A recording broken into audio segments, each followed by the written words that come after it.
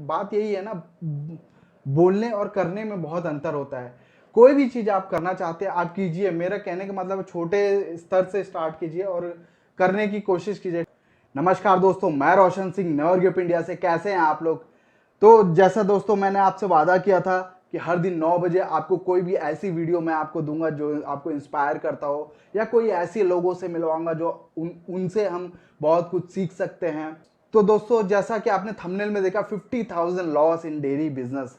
तो गाइज ये स्टोरी मेरी ही है। जैसा कि आप लोग जानते हैं कि दुबई में मैं आज से 5-6 साल पहले दुबई में ही रहता था और वहाँ से जॉब छोड़ के यहाँ पे अपना बिजनेस चालू किया था।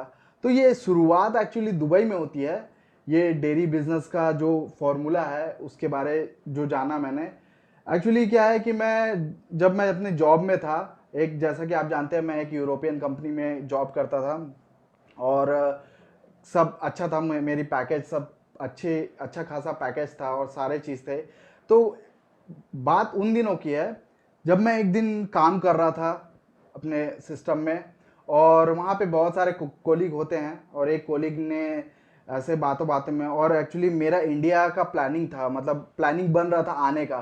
तो मैं डिस्कस करते रहता था सभी से, अरे मैं अब इंडिया जाने वाला हूँ और क्या करूँगा देखा जाएगा, अब कौन सा बिजनेस किया जाएगा। तो ये सारी चर्चा होते रहता था डेली बेसिस पे अपन, क्योंकि वहाँ कॉमन है जब आप फॉरेन में रहते हैं तो आप सोचते हैं कि इंडिया सेटल हो जाए, इंडिया कैसे भी जाके कोई भी ऐसा जॉब करे। और जब भी हम फॉरेन में रहते हैं तो सबसे बड़ा प्रॉब्लम ये होता है दोस्तों कि हम ये सोचते हैं कि कोई बड़ा बिजनेस करे, बहुत बड़ा, स्टार्टिंग फ्रॉम, मतलब हम बस रॉकेट में चढ़ जाए। ये कॉमन है, एक्चुअली ये कॉमन चीज़ है कि हम जब यंग रहते हैं, गर्म खून में क्या रहता है, जोश बहुत रहता है। बट ये कोई जोश है, ये जो सारी चीज़ें हैं जैसा कि आप जानते हैं, आप लोग भी बहुत सारे लोग ऐसा बिजनेस स्टार्ट किए होंगे और कोई भी ऐसा काम किए होंगे जहाँ पे आपको निराशा मिला होगा। सेम चीज़ मेरे साथ हुआ था। तो एक दिन क्या हुआ, डिस्कस कर रहे थे अपन, खाना खा रहे थे बैठ के एक कैफेटेरिया में। तो क्या हो गया, बातचीत चल रही थी, तो एक मेरे दोस्त ने बोला, अरे यार रोशन पता है, मैं बोला बता क्या, क्या चीज़ क्या बताना चाहता है। तो वो बोला कि रोशन यार, डेयरी का बिजनेस जो है ज़बरदस्त है, एक नंबर बिजनेस है। वो गाय को लाओ और जस्ट मिल्क, मतलब ऐसा है कि आपको तुरंत बिजनेस भी मिलेगा।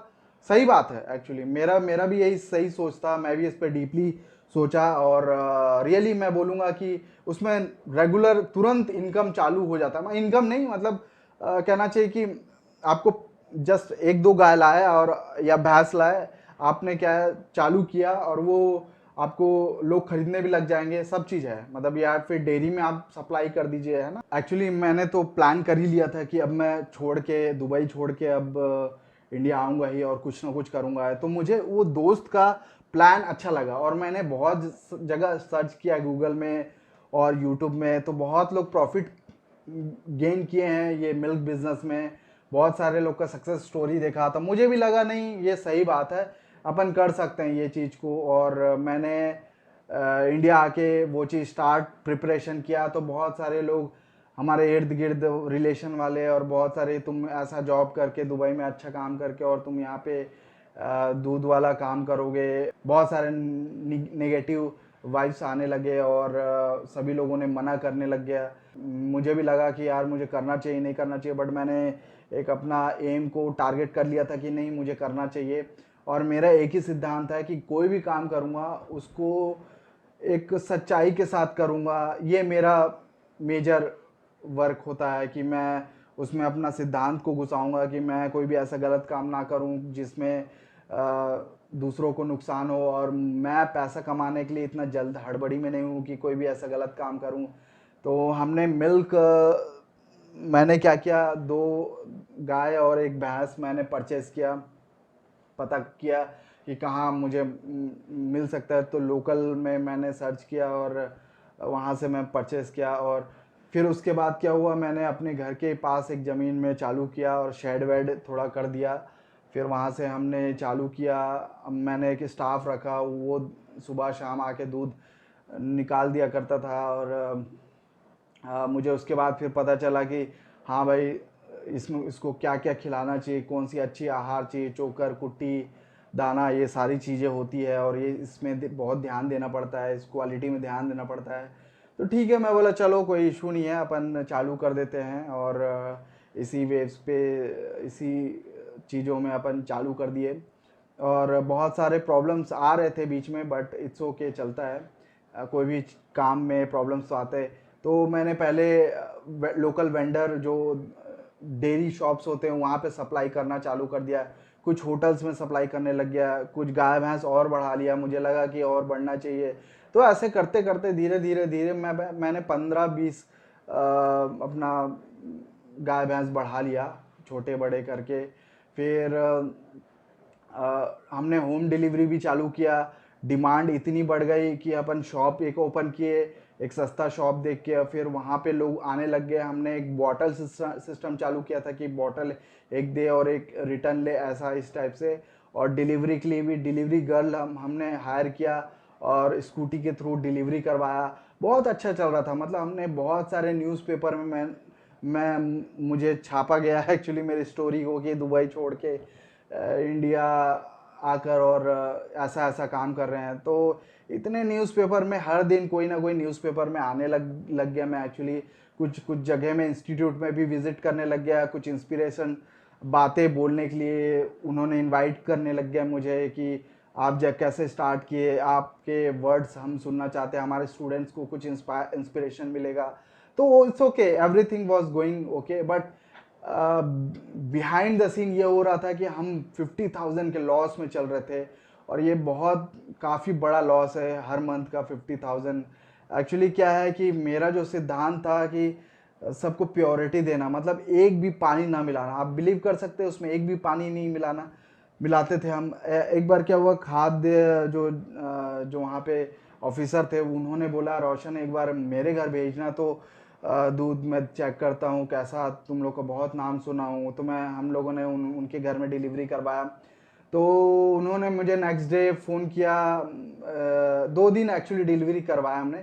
फिर 2 दिन के बाद फिर वो उन्होंने बोला कि रोशन मत भेजना, मुझे फ़ोन किया और मुझे वो बोले कि रोशन मत भेजना प्लीज़ दूध। मैं बोला सर हुआ क्या बताइए। तो बोले नहीं यार रोशन ऐसे ही नहीं बोला। मैं बोला सर एक बताइए तो एक्चुअली हुआ क्या, हम उसको सुधार करेंगे जो भी प्रॉब्लम है।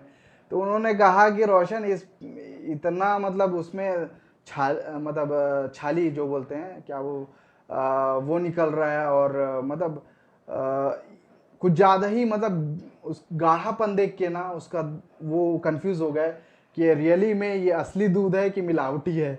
उन्होंने बोला रोशन तुम कुछ ना कुछ मिला रहे हो यार इसमें, ऐसा लग रहा है। मैं बोला सर नहीं मिला रहे हैं एक्चुअली। वो बोले कि पता नहीं, फिर वो मना कर दिया एक्चुअली। मे भी बहुत सारे लोग को डाइजेस्ट नहीं होता एकदम प्योरिटी। डेफिनेटली बहुत सारे लोग को डाइजेस्ट भी नहीं हो रहा था, मैं रियली बताऊँ। फ़ोन करके बोलते थे कि बहुत अच्छा दूध आप दे रहे हैं। हम बच्चों का भी बहुत ध्यान देते थे, गाय का दूध भी प्योरिटी हम बहुत, हमने ये भी लिख दिया था, एडवर्टाइज कर रहे थे कि कोई भी चैलेंज कर सकता है हमारे मिल्क को, कि कोई भी लैब में कि इसमें एक भी पानी, कोई केमिकल, कोई भी, इवन पता है एक बूंद पानी भी नहीं मिलाते थे, आपको बिलीव नहीं होगा।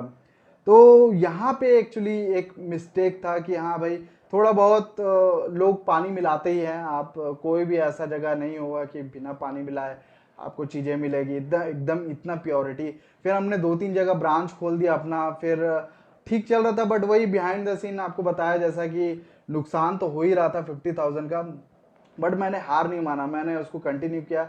और 2 साल तक एक्चुअली गाइस, 2 साल तक मैंने उसको कंटिन्यू किया। बट मुझे ऐसा एक टाइम लग गया कि अब मुझे स्टॉप करना चाहिए, क्योंकि उस वही एक बिजनेस था मेरे पास और उसके पीछे फाइनेंशियली बहुत मैं लॉसेस कर रहा था और मैं जितना भी पैसा सेविंग था वो जा ही रहा था कंटिन्यू।